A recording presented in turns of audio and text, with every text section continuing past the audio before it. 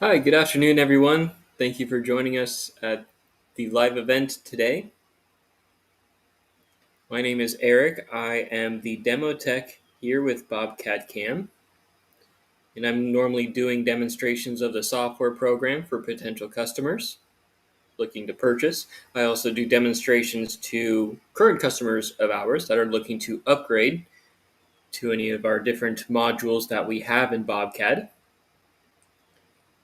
And I'm also part of tech support where I am doing tickets for customers that have any questions, comments, concerns with the software program.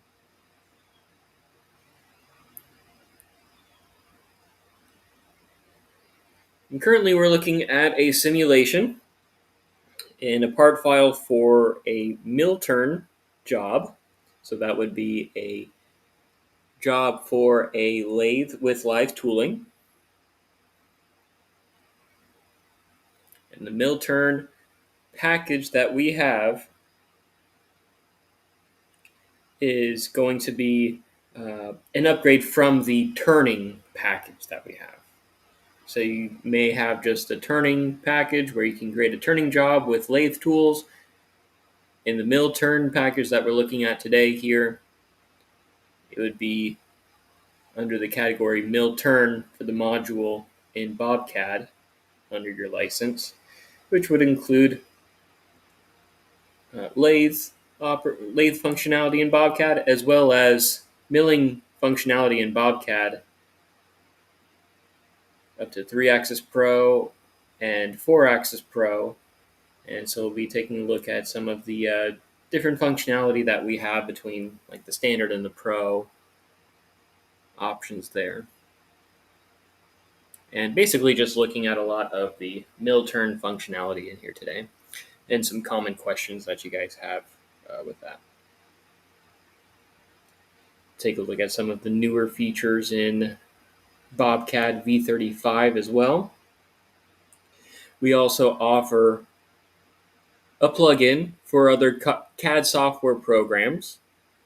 We offer V10 BobCam for SolidWorks, and we also offer V3 BobCam for Rhino. So we're on our 10th version of a plugin for SolidWorks, and we're on a third version of a plugin for Rhino CAD software as well.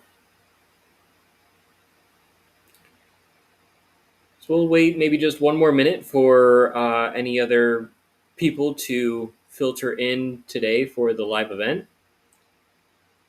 Thank you guys for joining us. Again, my name is Eric. I am the demo tech with Bobcat Cam. So I'm normally doing demonstrations of the software program for potential customers, also part of tech support here. And I'm also doing the live events frequently now.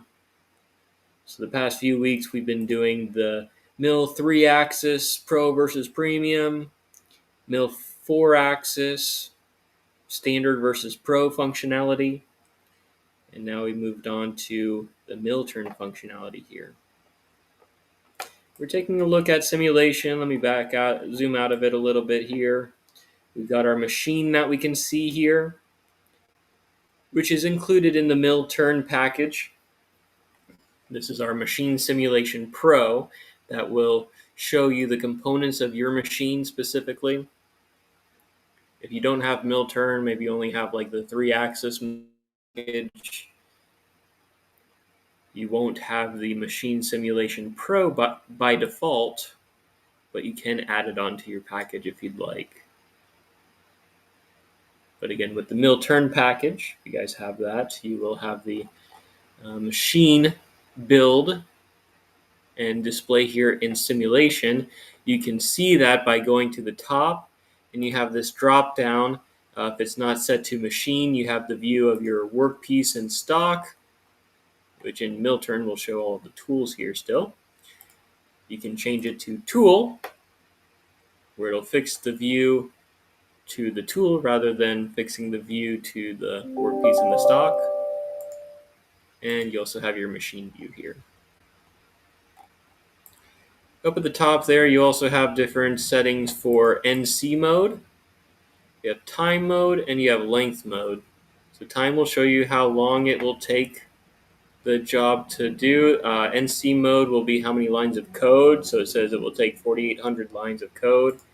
And length mode says the length of travel of the tools, 1,391 inches that we have set here. So right now we've already done a turning operation to turn down the stock. We did a profile around the hex here. There's a side pocket that we'll be pocketing out with a tool mounted to the side of the turret. And some other milling out on the sides of this outer diameter here. So here we go with the pocketing operation.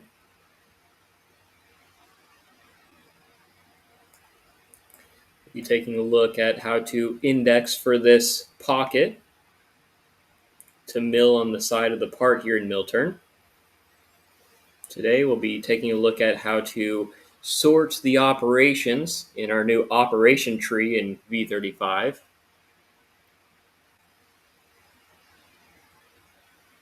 Rather than the machining order option we had in previous versions.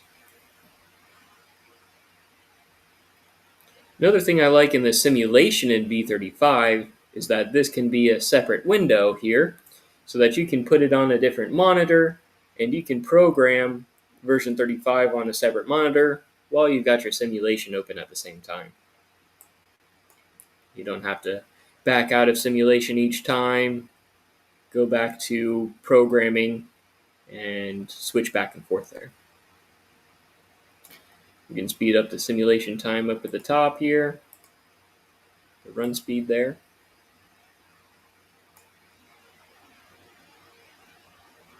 So we've got some red here at the very end with milling out these flats and drilling on the outer diameter. Maybe some kind of clearance issue. We'll take a look at setting that up at the end here as well. But it's great in simulation to see that, and rather than seeing it at the machine, some kind of dragging the tool across the part there at the very end, that would be frustrating. So we'll take a look at the very end of the operations to see that clearance plane option and take a look at everything else I referenced before there. So we'll close out of simulation. And just like with all the other live events that I've been doing, I'm going to start from the beginning, start from scratch, and seeing how to begin the programming of any part file here in Bobcad. We begin by going to the top and going to CAM and starting a new job. We can define the type of job that we're doing first. We offer milling, which encompasses routers, 3-axis milling machines, 4 and 5-axis milling machines. It also encompasses laser, plasma, and water jet machines. Turning for lathes, MillTurn that we'll be going over today for lathes with live tooling, and also wire EDM machines we support. Under milling, we also offer drag knife programming as well now. So we're able to support that in V35 also. We'll go to MillTurn, and then we can define our machine here. I've got some Bobcad machines by default that are loaded in here. You could also send us the specifications of your machine, send us the limits to your machine so that we can set that up for you. And when it comes to generating the post processor for any MillTurn machines, we do need a list of G&M codes and their functions and a sample program to make sure the formatting is specific to your machine that you're using. And we also need any kind of CAN cycles that you'll be running on that machine as well. So here under the machine type, we have our Bobcad machines. BC stands for Bobcad here. And then 1T2S would be a 1 turret, 2 spindle machine. So like we just saw in the simulation where it has a main spindle and a sub spindle. one turret, one spindle, one turret, two spindle, one turret, two spindle, where the tool is able to move in the Y direction. Actually, what we saw in simulation would be this BC two turret, two spindle machine. It did have two turrets, and it also had the main spindle and sub spindle. And then there's also a two turret, two spindle machine with a 5-axis as well. So this is the machine we're using today, the Bobcat two turret, two spindle machine. And then just like with programming in any of the other modules of Bobcat, we go to the stock wizard where we can define our workpiece. We can define our stock that we're starting with, whether it's rectangular, if it's cylindrical. Now you'll see it'll have the cylinder in the wrong direction there. I just have to change the drop down a little bit further down here with your extrusion direction. It's not extruding in the Z-axis, it's extruding in the X-axis. And I'll hit that calculate stock button again to calculate a cylinder around the part file that I've got here. Other stock types, I can extrude stock from wireframe to define it. I can define the stock from a solid model. So if I am working off of a casting, I can let the software know exactly what stock I'm starting with to avoid any air cutting. STL model. And also I can revolve it from wireframe to create a cylindrical shape for my stock as well. If this is the stock that I'm starting with, I can go to the next page. And our last page here is our machine setup. This is where we're defining our work offset at. We've had some customers ask in the forums, why are my Z values in the positive amount rather than the negative? Well, if it's at the back face of the stock here, it'll all be positive output. If I'm touching the tools off or using a probing tool at the front face of the stock, I would go here to the origin bar here to highlight that, click on that, and then I can click on the front face of the stock. And I'll also want to make sure that my coordinate system is relative to turning coordinates. So I'll want the Z-axis pointed forward, X-axis pointed up, so I'll go to my X direction bar here, click on a line or a point going in that direction, and then I want the X-axis going forward, the Z-axis going forward, so I'll select Z direction, and I'll click on a line that's going parallel to it. I don't want it going into the stock, I want it going the opposite way, so I'll hit this reverse direction to have it pointed out in the correct direction there. And I'll click OK, and that's how I would set up my mill turn job for this part file. I've got my stock set up accordingly, and I've got my machine set up accordingly at the front face of the part there. So I'll delete the mill turn job that I just created. I'll highlight it and hit delete on my keyboard. Go back to the existing mill turn job. It's got all of that tool path there with the stock showing. I'll blank all of that out for now. And then I've got everything with this icon of a controller with a red X. That means nothing is posting within the G code or simulation. If I hit post, there will be no posted code. If I hit simulation, there will be no simulation because there are no operations being output at this time.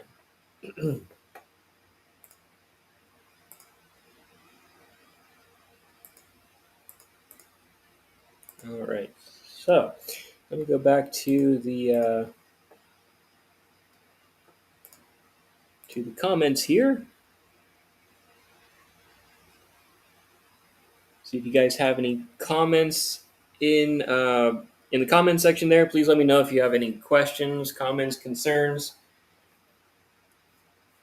Hi, Mark. It's nice to see you in the comment section there. Glad you could attend today.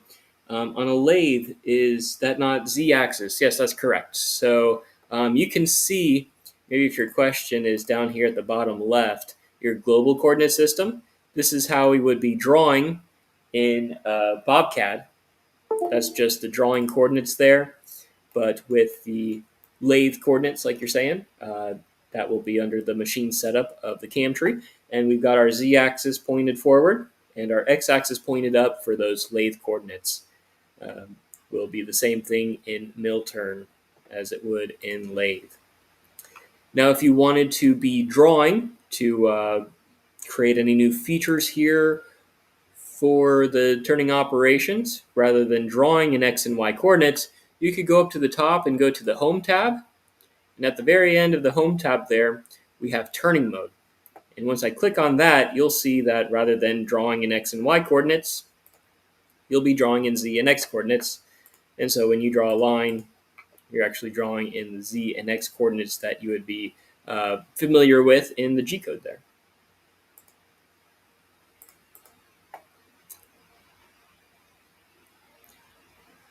And just like with a turning job, you can right click on Machine Setup 1, and you can go to your different turning features. If you're going to be doing a facing operation, a turning operation, groove, drilling, tapping, threading, cutoff, and stock handling for a bar feeder.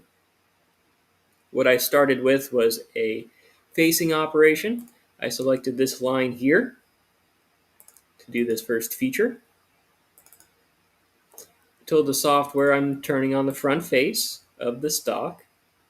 I'm doing an extra 100 thousandths from the face of the stock there. We have an option for a roughing operation and a finish pass. For all of the turning operations, we also have an option for pattern repeat for multiple spring passes. Our next page is where we can output in separate moves or in canned cycles. And we can define what turret and what spindle we're using here. So these tools in this feature are going to be placed on the upper turret and is going to be turned, the stock is going to be turned down on the main spindle. Then we can go to our next page. We can define our tool here, define the feeds and speeds here in RPM or in constant surface speed. And a little different here in the mill turn programming, we can go to our tool crib and it shows us every station number on the turret itself. And so the one that's highlighted, which will be this turning tool here, will be in that adapter that we have set up, a turning adapter. And we can highlight it and we can change it if we want to by adding from the tool library. We'll say yes, we do want to change it, although it's in use, and we can change the certain tool that we're using there. I'm going to leave it as such, and then we can set the mounting orientation. So whether it's a left or right hand tool or any other mounting orientation, we can change that here. Then our next page, we can turn on collision detection. So we're making sure any non-cutting part of the tool doesn't gouge into our stock. So if there was any areas right here, if I turned it off, you would see that it would run into this example file here. If I turn it on, it'll avoid that area where you could use a finish tool to finish this area afterward. We can set a depth of cut for each pass, a finish allowance, so we're leaving 10 thou for the sidewalls and the floors to clean up. We also have a chip break option, and that might not be an option for the facing. The turning on the outer diameter, I think, normally has that option. Let's see if I can do it in a new feature here. Go to turning. So in the turning of the outer diameter, selecting the geometry, we don't select the surfaces. We select the wireframe of the part file. And so I created the wireframe here, and I'll show you how to create that after I explain the chip break option here. So chip break on turning in any feature, You can set a length of cut, you can set a time interval, or you can set a length of chip and a retract distance. So with this option and any of these options here, for example, the length of cut, every quarter of an inch, it'll retract 50 thou to clear any material on the tool. So I think it'll show here. Yep. So it's turning down the stock at this area only that I defined here. And when I back plot it, you can see every quarter of an inch, it's going to retract 50 thou, come back down to remove any kind of bird's nest or any material on the tool. Call it a bird's nest if it bunches up too much. So I can back plot it here in the CAD window by right-clicking on the operation down at the bottom here and going to back plot.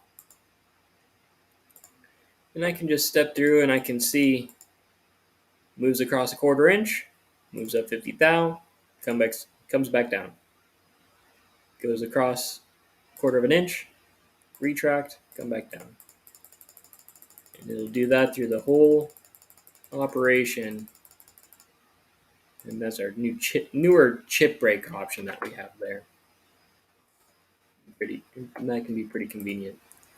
Now to go back to defining the geometry of that turning operation of the outer diameter, I need the wireframe to define that turning operation.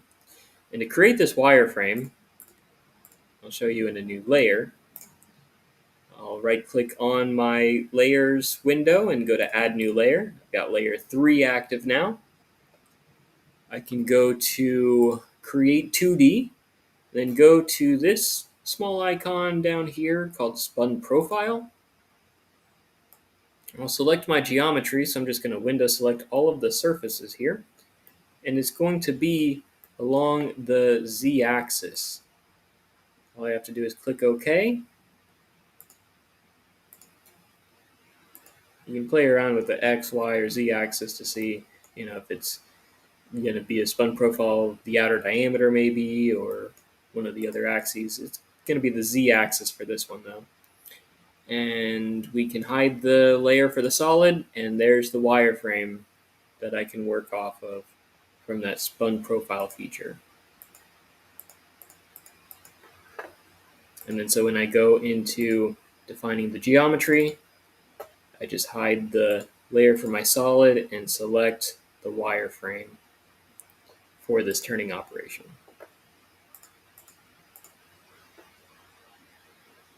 So here's the roughing toolpath and then the finish pass.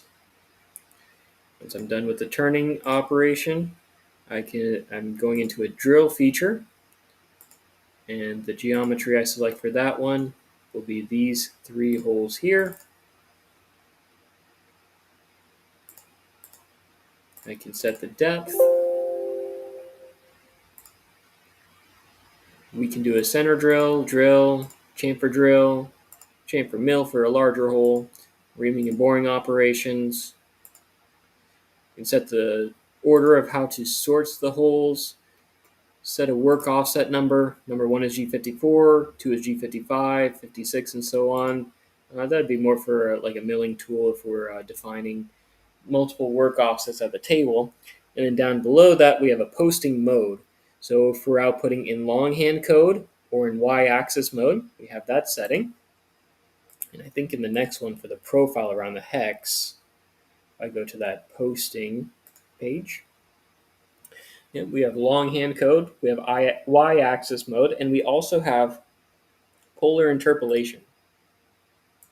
So the polar interpolation will output that G112 and G113 to give you polar coordinates when it is outputting for this toolpath here. So we have the setting to where if we have the y-axis travel, the tool can go all the way around the hex this way. We also have programming for if we don't have a y-axis with this machine, the spindle can rotate the stock around the c-axis while the tool is moving back and forth in X to give us this hex as well. So once everything is done with the tool faced in this direction, where the tool is pointed towards the front face of the stock, we can do some of the milling operations on the side of the stock, like this pocket here. I'll be taking a look at the indexing for this pocket first, and then indexing for these flats around the stock next. Then we'll see if we can change that retract clearance plane to make sure everything is at a safe clearance plane for the flats, and then take a look at our simulation. And also take a look at the sorting order of the operations, the new option that we have there.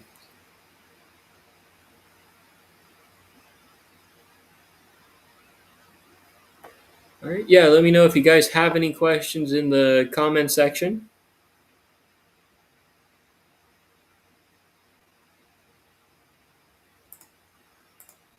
Mark, thanks for the feedback. I didn't know if there were.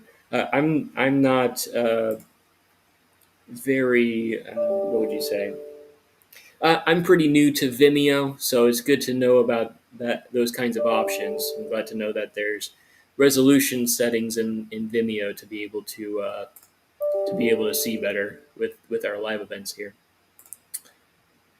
So we've got our profile cutting, and we'll be doing an index to get to this pocket here. And to do that, we can right-click on Machine Setup 1, go to Additional Functions, and then we can set up an index by going to Add Index. And then I can either pick a surface here. So I'll pick this surface, and this arrow highlighted will be our new Z-axis for our tool. That would be our Pick Surface option. We also have the option to pick a UCS. So if I go to UCS, or User Coordinate System, I can pick from the top view, or top UCS. I could pick from the side view, or the side UCS, which would be the front face of the stock. Or I can pick front, which is almost what I want. It's 90 degrees to the pocket. I could use that for these holes here on the, if we're orientating the part this way. I could use this one for my top and bottom surfaces of these holes here if I wanted to do that. So I'll cancel out of that. And okay, so it's not there once I hit cancel. But if I hit OK under Add Index, it'll be down here at the bottom. And as a side note, when we're programming for each of these indexes, we want to make sure that we right-click on the index system and go to those milling operations that we're setting up for that index. Rather than right-clicking on the machine setup, the milling or turning features under the machine setup will have this Z-axis as our orientation for the programming.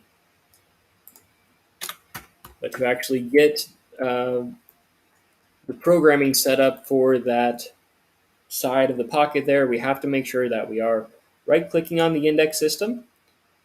We want to make sure that we've got that Z-axis highlighted there in the correct direction that we want.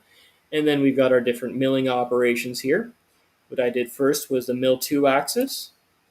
Selected my geometry, so I'm just selecting the outer edges of the pocket here. If I want to select the outer edges with these curved surfaces, I could definitely do that. To save me some time, I could delete these edges of the surface out of there. I could go to the bottom, and I know that at the bottom, all of these edges are tangent to each other. They're all on the same Z level. So I'll right-click on that one, and I'll go to Constant Z. So I'll do that again here. I'll zoom in. I can right-click on an edge rather than left-clicking on it to highlight it. I can right-click on that edge, and go to constant Z. And that constant Z will select all of the same edges that are tangent to each other at the same Z level. Now the depth is not what I want there, so if I wanted to pick the top of my programming here, and then pick bottom for my total depth, I can do that here. Next page, it says my machining strategy. So just as if I were to program for a milling feature, I can go here to pocketing. It'll do a pocket and a profile finish pass. Skip a few pages here to my tool. And again, I can go to the tool crib and mount the milling tool to my turret. You can see it here highlighted in yellow. That is the tool that I'm using, and it's kicked to the side 90 degrees rather than the tool being facing the front face of the stock there. Then we have our different cut patterns, same as if the cut patterns for a milling operation for pocket in mill 2 axis. We've got those high-speed machining options, adaptive roughing, morph spiral, all the other options there. And same exact workflow as if you would be creating a pocket in the milling module. We'd be setting a side allowance. We're leaving 15 thou for the sidewalls to clean up. We can do a single step down into the pocket or multiple steps down and set a depth of cut for each pass.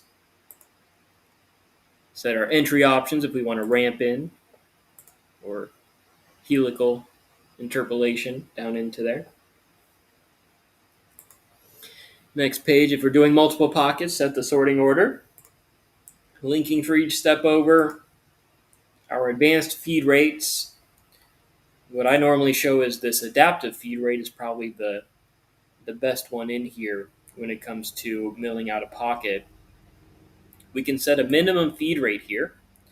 And what this will do is when the tool is getting into larger material at a time, like into these corners, the software can calculate how slow the tool needs to move to keep a constant chip load, and that can reduce chattering at the machine. So right now we're at a feed rate of, what's that, almost 9 inches per minute here with the tool. And then if we go to the advanced feed rate of 10%, it will get down to 9 hundredths, so 0.9 inches per minute at the slowest if it needs to. Anywhere between that and 9 inches per minute, depending on keeping a constant chip load for that tool. Then our last page for each operation is MDI for manual data input. So if we need to, if we needed to add a part catcher at the end of an operation, we can program for the part catcher. We can program for a part transfer. So after this operation, if we're transferring the part from the main spindle to the sub spindle, we can add that command in here. We can set, see, there's some other options in here. We can program for a tailstock. We could also, there's a lot of various G&M codes in here that we can output for. We can also output any raw text. So if we add that command in here, you can enter anything you want here. So we could say test comment.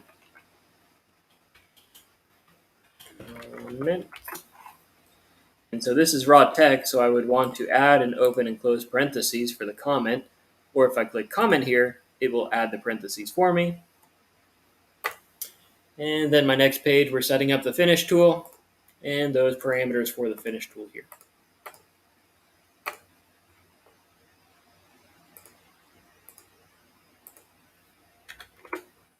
So we did the side pocket here. We did the drilling of the 4 holes.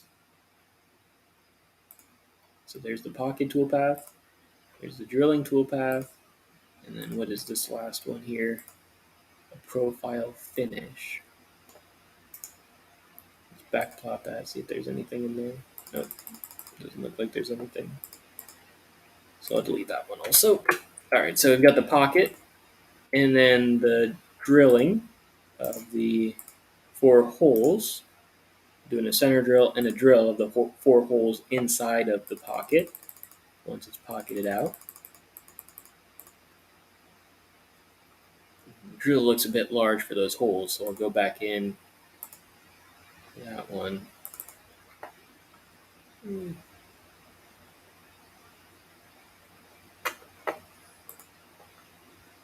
Maybe I'll just recreate it here while we're at it. So I'll right click on the index system, go to mill drill hole. I'll select these holes and automatically it'll pick up the hole diameter and give us the right drilling tool for that. I can pick the bottom of the hole to set the total depth here.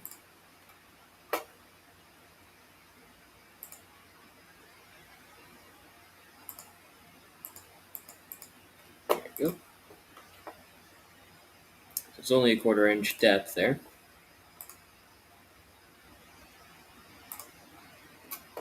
Do a center drill and a drill. Go to the center drill point here and mount it on the turret. Again, it's not, well, no, it will be that type of tool. It'll have that mounting orientation. Rather than the mounting orientation 1 where it's facing the front face, again, it'll be mounting orientation 2 to be facing the side of the stock there. Then I'll just skip over to the drill. Make sure it's got the right tool there. Yep, it's highlighted, set up there. Under station number 13 here, I can drag it to any station number. So I can just drag and drop it anywhere I want it there.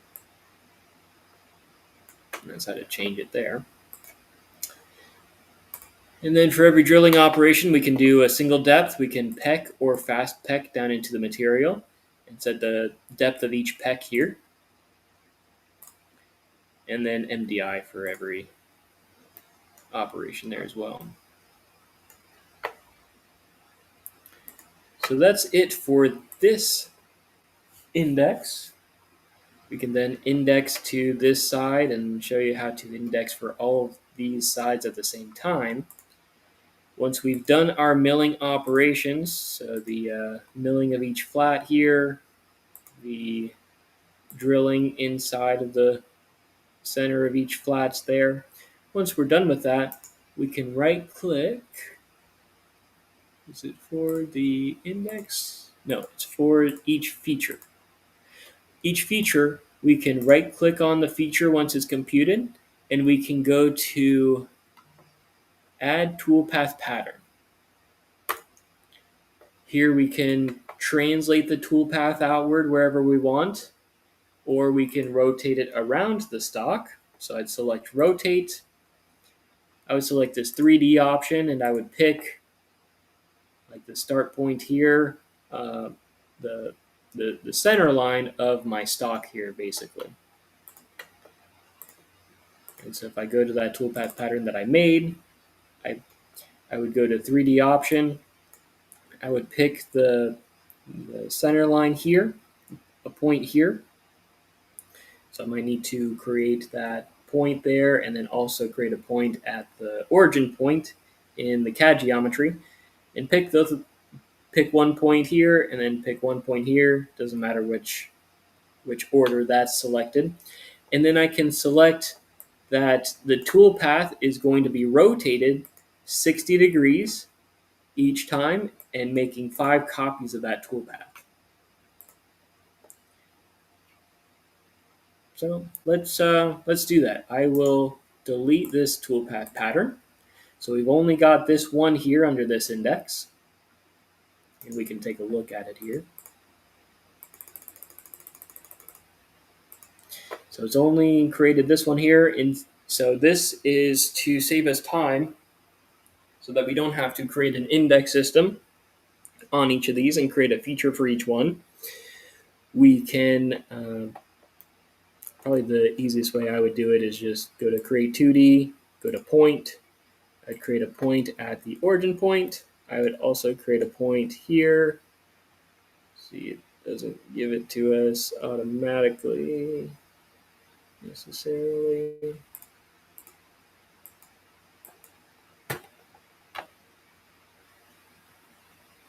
Oops. Clicked it a few times, saying not responding. Let's see if it'll come back to us. I'll go to the comment section, see if you guys have any questions while that's loading there. All right. Let's see. Tweak seems to work. Eric, I think you. Oops.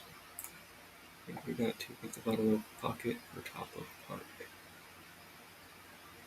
We can go back to the pocket. Let's see what you were saying about the depth there.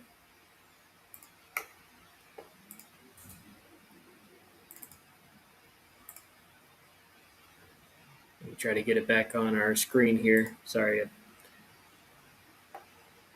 getting it back up here for Vimeo. Let's see.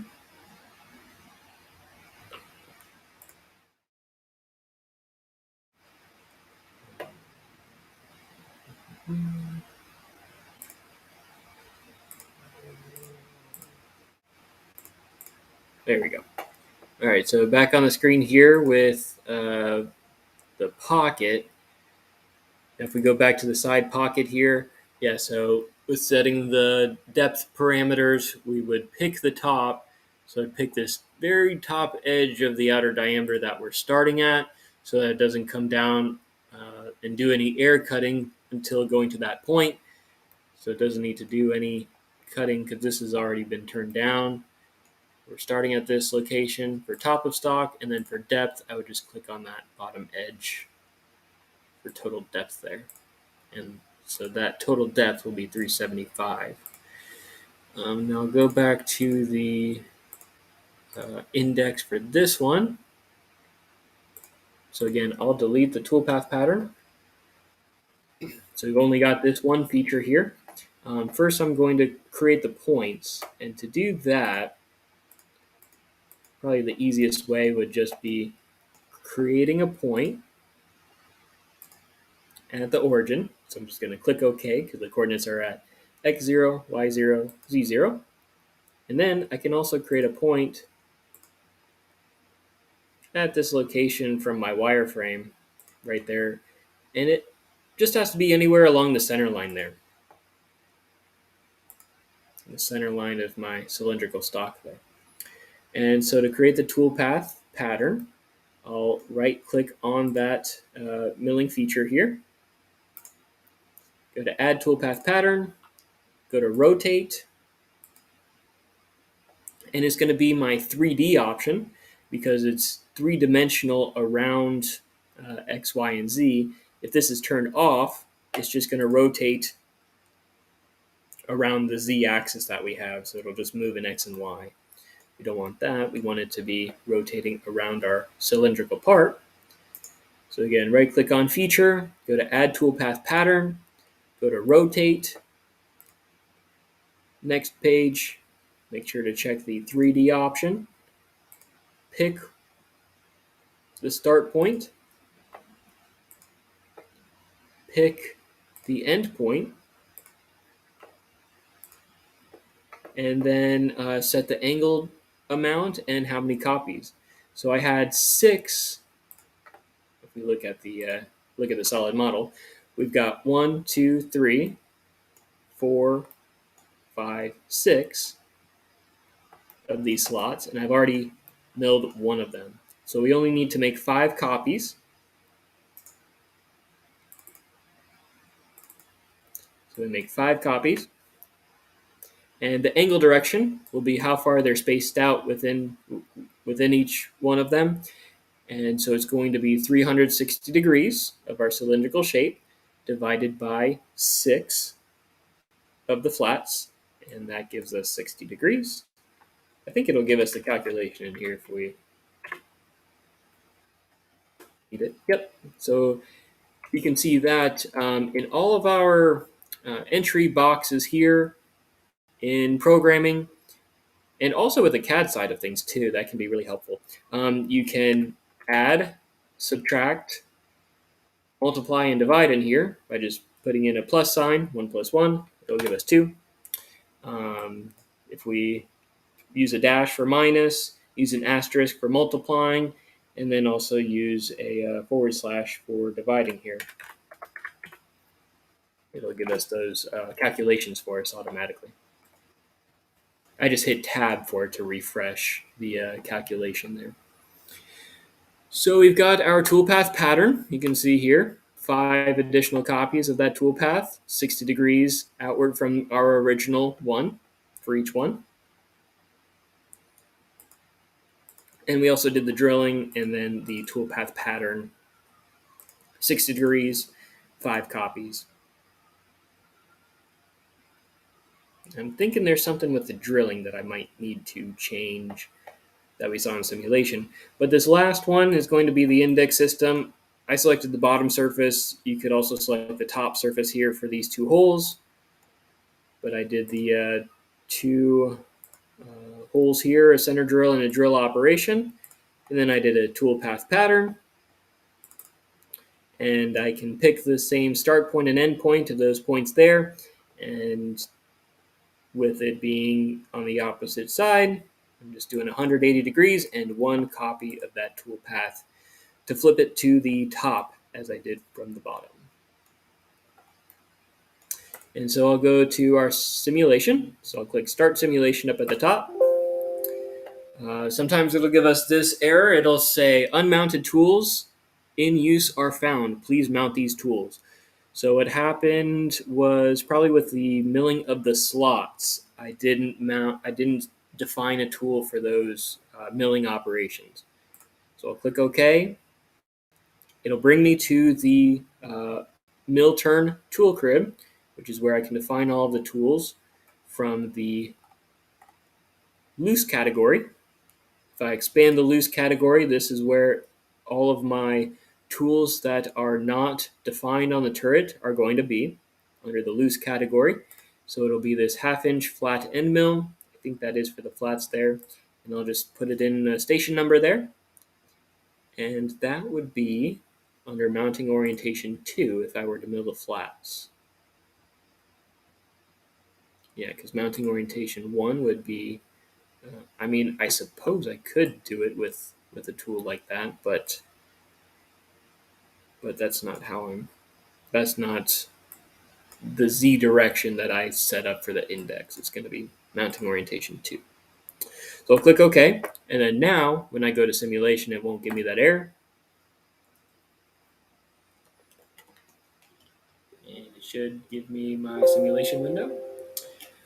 There's another error. Now it says current toolpath is not for 4-axis machine, posting process exception. So there's some kind of probably an error with how I defined the index here and defined the tools. Index looks fine. Let me go here to the tool. That looks fine there. Maybe it's for the drill. That also has to be with mounting orientation 2. But yeah, that 4-axis exception has to do with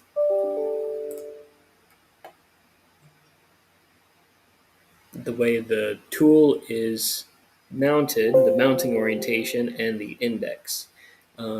Okay, so this is for profile hex end, profile rough LT3. That's the tool name. So profile hex end would actually be this first one here.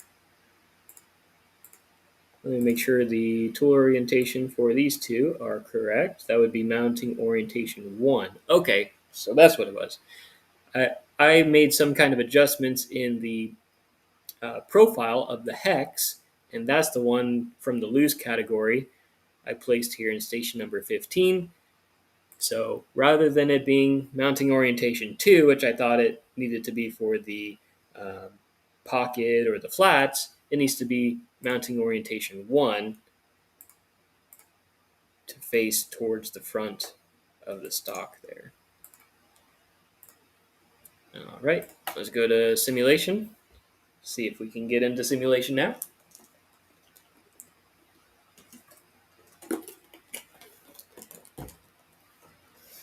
right, we're in. We've got the stock set up here on the spindle. I've got it out of the spindle just a little bit so that we would have the clamps there, you could imagine there, and or the jaws to clamp onto it. And then we would be turning down the stock. I'll show you next, as long as we've got everything set up correctly and no collisions, I'll show you how to move the stock out of the spindle there to see in simulation. And then we can take a look at the machining order option now that we have. Let's see if you guys have any questions with this. All right, good so far. Now we still got some dragging of the tool with those flats, it looks like. So let's see if there's some kind of clearance option. Maybe I can change that. We'll go to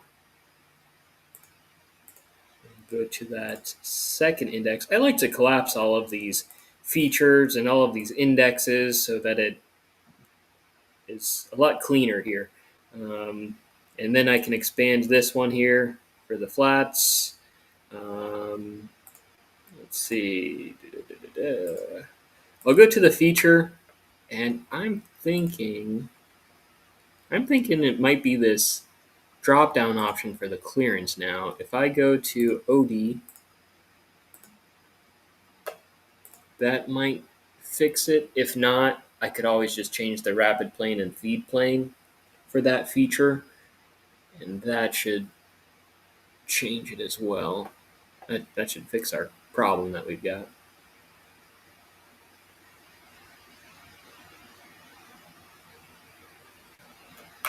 And then we'll move on to more important stuff.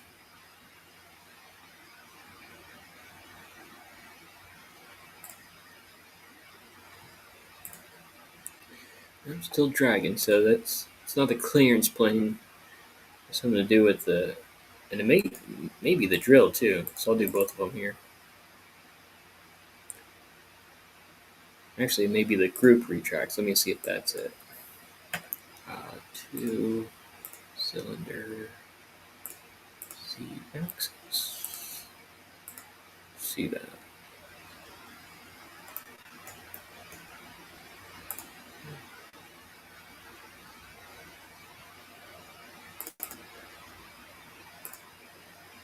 How's that? Might have been it.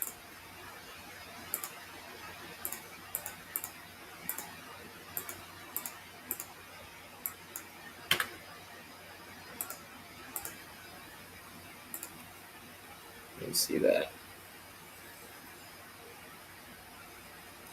Rather than playing through simulation each time, I can also drag this progress bar down at the bottom.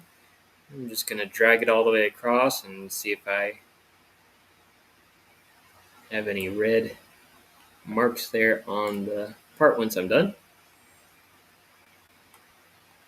Still going. Yeah, so I'm just going to change the feed rate, the feed plane and rapid plane for each one. It should work things out there.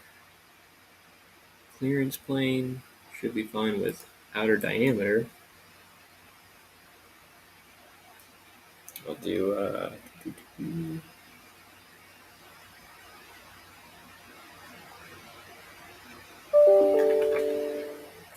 inch for each one.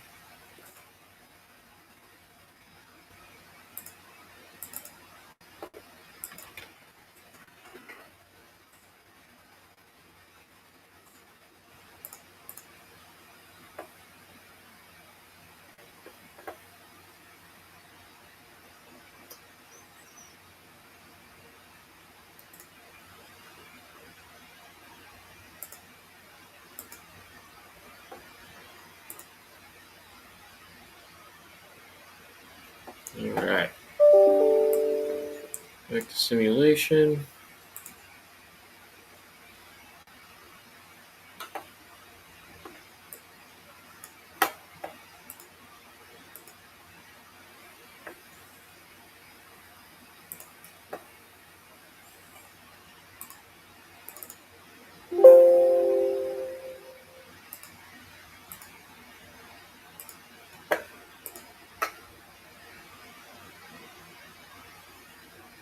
can also pinpoint exactly where that's happening under the move list, and I can double click on what operation I want it to fast forward to.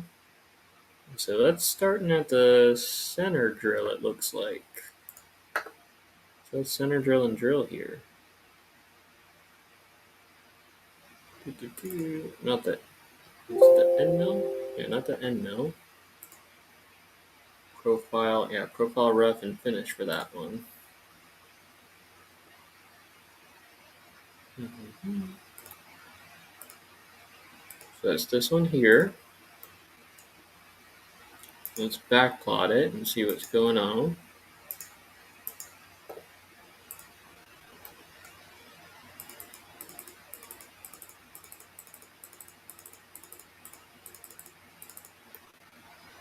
Looks fine.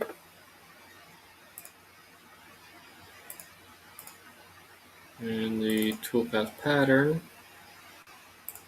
looks fine.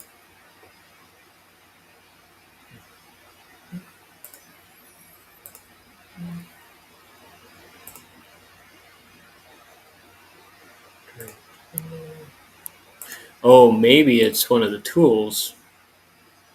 That's the only thing I can think of now. Maybe we'll do a vertical lead in and lead out, and go higher up with it. Because maybe it's a different tool on the turret that's dragging along. That very well could be it.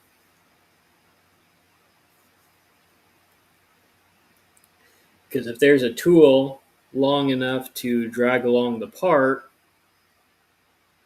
it will show that in simulation. So it's great to be able to have all of these tools here in the turret, and that way, if there's any collisions with any of the tools or anything else at the machine there, it will show you in simulation.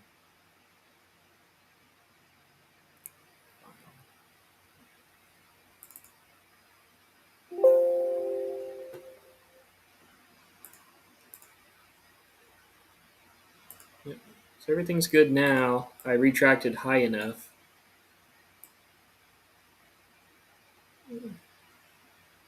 Doesn't look like there's any tools that would cause the issue, but maybe it was, yeah, so, okay, that's what it was. So I, at the very end, rather than a lead in and lead out of a 1/4 inch dragging across, I had a vertical lead in and lead out to retract right up once I was done with that. I think that's what it was there. But no red marks anymore. Everything looks good. We can close out of simulation.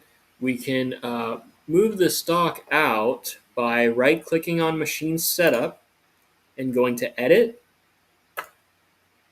and going to the very bottom and changing this. Let's see, it's not clearance. No, it's not clearance. It's going to be this work offset XYZ. So these X, Y, and Z coordinates are going to be in relation to our machine setup right here, and the location of where this is and the stock is going to be in relation to this point at the front face of the spindle. So if I right click on machine setup, go to edit, go to the very bottom, and if this Z value was set to 0, which is currently set to 6, I'll set all these to 0 again. You will see that the stock is sitting inside of the spindle. That's because that machine setup location with that work offset XYZ location is going to be orientated exactly where it is here on the front face of the stock. And so that might be, if you've run any mill turn operations and you've seen the stock sitting inside of the spindle like this, inside of the chuck, and you're doing the operations, you're like, why is it turning inside of the spindle there? That is why. So close out of simulation. We'll right click on machine setup one and go to edit. And so I moved the stock out, depending on what the height of the stock is. So if I go to the stock page, the height of the stock is 4.6 inches. So if I wanted if I want this side of the stock right on the edge of the spindle, I can copy this number here from my height. Go to the next page, go down to the very bottom, and copy that number right there in the Z value for work offset XYZ. This will only change 4.6 inches for my stock in simulation. As a side note, this number and any of these numbers here do not change any of the G code for your G54 location. You're not actually changing the G54 location with these numbers in the G code. You're only changing the G54 location in the simulation. So it'll simulate differently for your G54 location of where it's going to be in your simulation here. It's going to be 4.6 inches out from your spindle here. But again, it's not going to change anything in the G code. Your G54 location is going to be where you're setting your G54 location at the machine. But usually I move this stock. I moved it out 6 inches rather than 4.6 inches because you saw it, the turning tool hit right at the end there once it's turning down the stock here. So that's why I move it out a little bit more. But that's how you can move the stock in your simulation here. You can do the same thing in milling by changing that work offset XYZ and changing the Z value so that it's up above the table or up above the fixture that you're using.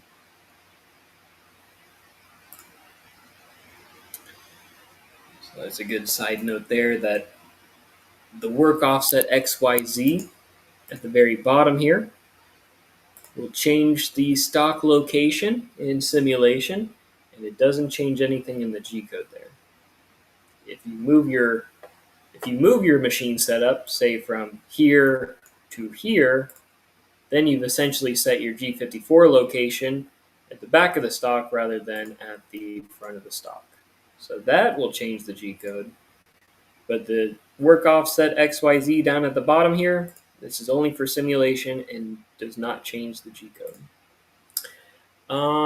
Then we'll take a look at, I think the last thing to take a look at is the machining order. We can change the machining order by dragging and dropping, essentially, if we want to do that here. So if we wanted to do the profile before we did the drilling operations, we can drag this feature here, drag it up or drag it down within the cam tree. So I'll move it up one above the drilling feature. So we've got the profile rough and finish here before the drilling operations now. But if I wanted to sort these milling and turning operations differently than how I have it sorted in the cam tree, I can go to the new operations tree down at the bottom here. And if you don't see this tab open, or if you don't see any tab that you want to see here, maybe you wanted to show or hide the layers page or any of these other tabs down at the bottom, you can right click up at the top here where you're selecting your different icons, your different CAD and CAM features here. You can right click in this space and you can show or hide any of these tabs. So if you wanted to hide the operations manager, you can click on it and it will remove the green checkbox, remove the green check mark here, and you can see that operations tree is hidden now. Hide the cam tree, hide the CAD tree. You can hide everything here if you wanted to have a larger CAD workspace. And then you can go to the top and maybe you just want to look at the cam tree and you want to look at the operation tree as well.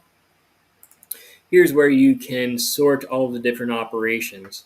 So you've got your facing, roughing and finish, your turning, roughing and finish, profile rough, profile finish, your drill, then your pocket and profile finish on the side there. And so if you wanted to do that one later on in the mill turn job, you can highlight it, and then you can change the order of operations by moving it up or moving it down in the list here. You can also change the optimization type. So at the very left here with these up and down arrows, you can sort all of the operations in the tree here by your individual feature, which is essentially what it is by default. You've got your facing feature, your turning feature, your profile feature, your drilling feature, and then you can optimize it by individual tool. So first, it'll set up the features by your facing tools, your turning tools, the milling tools for your profile, your drill, and then it will set up, uh, say for example, this pocket feature, and it will do all of these pocket features by default. Then it'll do the center drill. So, for example, if you've got the center drill for these 4 holes, it'll then do the center drill for all of these holes at the same time to limit tool changes. So that's how the optimization uh, types will work out for you. So if you went back to individual feature, first it'll do the center drill for these 4 holes. Then it'll go back into what it has for the features here. It'll mill the flats. Then it'll change back to that center drill for these. Then it'll change to the drill for these. So to save you time with tool changes, if you want to do the center drill for all of the holes first, it'll do the center drill for all the holes first, and then go through the milling operations within the cam tree. That's how the order of operations would work for that. So once everything is done with programming, just like with the milling and the turning jobs that we have in Bobcat, you can hit post. It'll generate the G code on the right-hand side. That error saying there was some sort of over travel with the profile operation. So if I turn that off, we wouldn't get that error. But it's a good thing to show us that if there was an over travel within the machine, it'll tell us if the tool can't travel more than 2.84 inches in the negative X direction, it'll give us an error, and we can change those values. But once it's posted, it'll generate the G code here in the posting window. We can right click, save it onto a flash drive, and send it over to the controller. And I can show you how to change those over travel values before we're done here. You can right click on cam defaults in the cam tree. You can go to current settings and select your machine. So I'm selecting my Bobcat 2 turret, 2 spindle machine. I can save it as a default. So every time I'm doing a new mill turn job, it'll automatically select that machine for me in the cam tree. So I don't have to change it every time. And then the next page, I can go to machine definition. And say, for example, if I'm going to my my X coordinates, this is my plus or minus 16.5. In the negative direction, I could say negative 16.5. That was X, right? I think that's what it said before. First travel and axis X, negative 2.8. It might be a different X axis there. within the mill turn machine there. And I know there's a lot of different components to these machines here. But that's how you change your limits to your machine. You can go to machine definition and change them here. We don't necessarily advise you to change the numbers here because everything is set up for your specific machine. So we always recommend you contact our tech support or the post processor department to change these numbers for you, just in case there's any kind of reason why we needed to set them to certain limits for your machine. But that's where they would be if you wanted to change them yourself. It's still giving me something there. But yeah, that's where you would change the travel there. You can change it for your milling machine too. So if you're using a Haas 3-axis mill, they've got their own machine axis limits for those machines as well, plus or minus 30 inches in the X direction. You can go to the Y-axis, plus or minus 15 inches, and with Z, it's positive 24 inches. So if you needed to change any of these values, you can go. Maybe if you've got more travel in the Y direction, you can set positive or 30 inches there if you wanted to. But that way you can set your specific limits to your machine there and don't get any errors when posting out. So yeah, then you can save it as whatever file extension that you need there, and then save it onto a flash drive and send it over to the machine. And please let me know if you guys have any comments, questions, concerns before I end it here.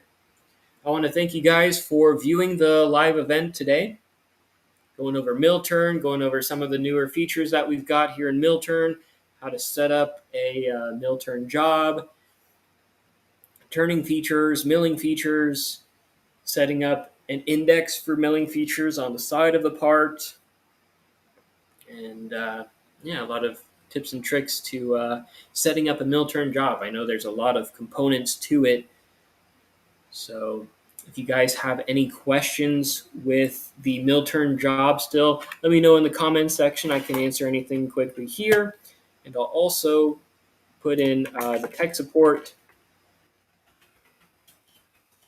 information here.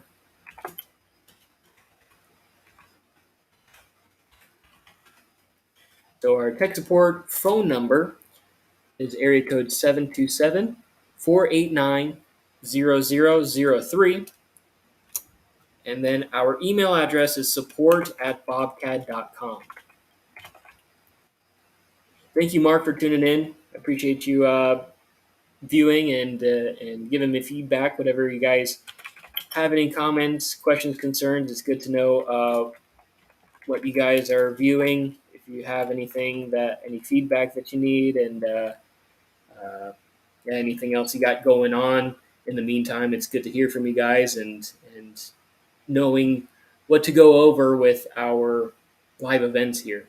We want to make sure it's tailored to exactly what you guys want to see here. So thank you guys for the feedback, and thank you guys for viewing the live event today.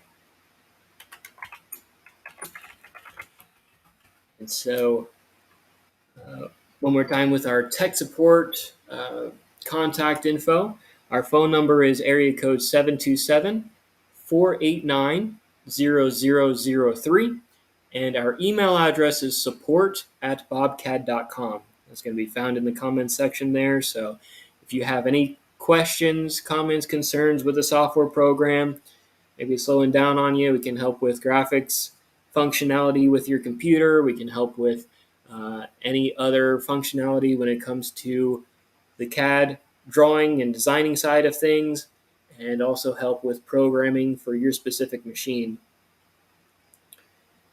So make sure to reach out to us for any help that you guys may need with that, with our tech support number and email address. We're open Monday through Friday, 8 a.m. to 5 p.m. Eastern Time. And we can log into your computer like you're able to see mine now and answer any questions that you guys may have with that. So please let us know with tech support there. And thank you guys for viewing the live event today. You can always go back and reference this for any functionality for your mill turn jobs.